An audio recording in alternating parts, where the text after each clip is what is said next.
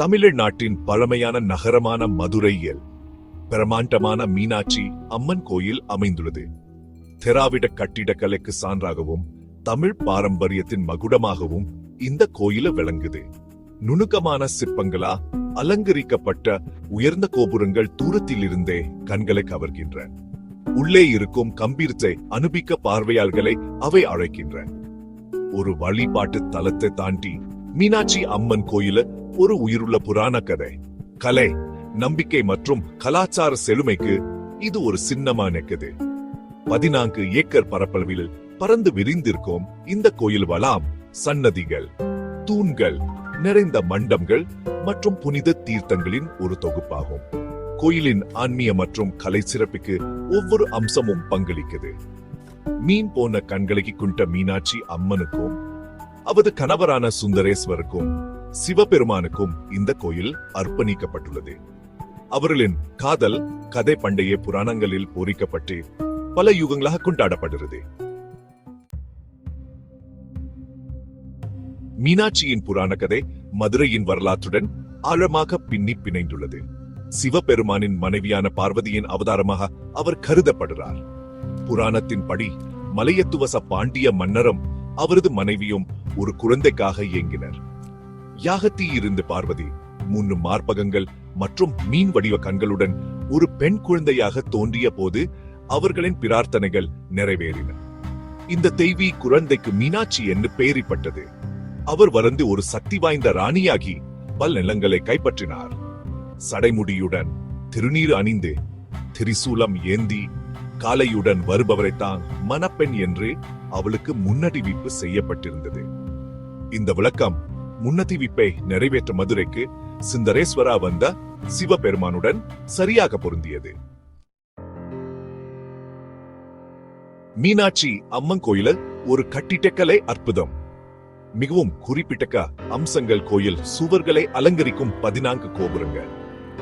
இந்த உயர்ந்த கோபுரங்கள் ஆயிரக்கணக்கான வண்ணமயமான சிற்பங்களால் அலங்கரிக்கப்பட்டுள்ளன. இந்த சிற்பங்கள் கடவுள்கள், தெய்வங்கள், புராண உயிரினங்கள் மற்றும் இந்த காப்பியங்களிலிருந்து காட்சிகளை சித்தரிக்கின்றன. 170 அடி உயரமுள்ள தெற்கு கோபுரம் மிக உயரமானது மற்றும் மிகவும் சுவாரஸ்யமானது. கோயில் வளாகத்திற்குள் ஆயிரங்கால் மண்டபம் அமைந்துள்ளது.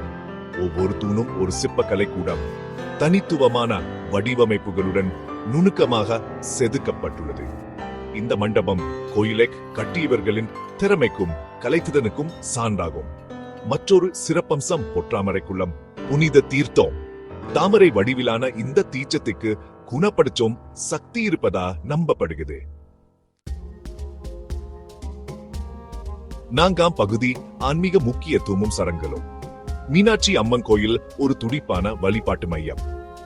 தெய்வீக தம்பதியின் ஆசீர்வாதத்தை நாடி தினமும் ஆயிரக்கணக்கான பக்தர்கள் கோயிலுக்கு வருகிறார்கள். கோயில் பொருட்கள் நாள் முழுவதும் விரிவான சடங்குகளை செய்கிறார்கள். இந்த சடங்குகளில் அபிஷேகம் அடங்கும். பால், தேன் மற்றும் பிற மங்களகரமான பொருட்களா தெய்வங்களுக்கு புனித குளியல். ஊதுபத்தி நறுமண மற்றும் பஜனைகளின் ஓசையால் காற்று நிறைந்துள்ளது. கோயில் நாட்காட்டி திருவிழாக்களால் நிரம்பியுள்ளது. ஒவ்வொன்றும் மிகுந்த ஆர்வத்துடன் கொண்டாடப்படுகிறது. மிக முக்கியமானது சித்திரை திருவிழா. மீனாட்சி சுந்தரேஸ்வர் திருக்கல்யாணத்தை நினைவு கூறும் 10 நாள் பெருவிழா. இந்த திருவிழா உலகம் முழுவதிலுமிருந்து லட்சக்கணக்கான பக்தர்களை ஈர்க்குது. இந்த நேரத்தில் கோயில் அழகாக ஒளிரும் ஒளி மற்றும் வண்ணங்களின் காட்சியை உருவாக்குது. 5ஆம் பகுதி கலாச்சார தாக்கமும் பாரம்பரியமும். மீனாட்சி அம்மன் கோயில் வெறும் மத தலம் மட்டுமல்ல, இது தமிழ்நாட்டின் பணக்கார கலாச்சார பாரம்பரியத்தின் சின்னம். இந்த கோயில் எண்ட கலைஞர்கள், கவிஞர்கள் மற்றும் இசைக்கலைஞர்களை ஊக்கப்படுத்தியுள்ளது. அதன் கட்டிக்கலை, சிற்பங்கள் மற்றும் புராண கதைகள், தமிழ் இலக்கியம், நடனம் மற்றும் இசையின் கட்டமைப்பில் பின்னி பிணைந்துள்ளன. நம்பிக்கையின் நீடித்த சக்திக்கும் கடந்த காலத்தின் கலைப்பிரிவுக்கும் இந்த கோயில் ஒரு உயிருள்ள சான்றாகும். மீனாட்சி அம்மன் கோயிலுக்கு செல்வது தமிழ் கலாச்சாரத்தின் மையத்துக்கு செல்லும் ஒரு பயணம். புனித மண்டபங்களை விட்டு வெளியேறிய பின்னரும் நீண்ட காலம் உங்களுடன் இருக்கும் ஒரு அனுபவம் இது. இந்தியாவின் பெருமை மிகுந்த கடந்த காலத்தையும் நாட்டின் ஆன்மீக மற்றும் கலாச்சார நிலப்பரப்பில் அதன் தொடர்ச்சியான முக்கியத்துவத்தையும் இந்த கோயில் நினைவூட்டுகிறது. இந்திய பாரம்பரியத்தின் ஆழத்தையும் அழகையும் புரிந்து கொள்ள விரும்பும் எவருக்கும் இது கட்டாயம் பார்க்க வேண்டிய இடம்.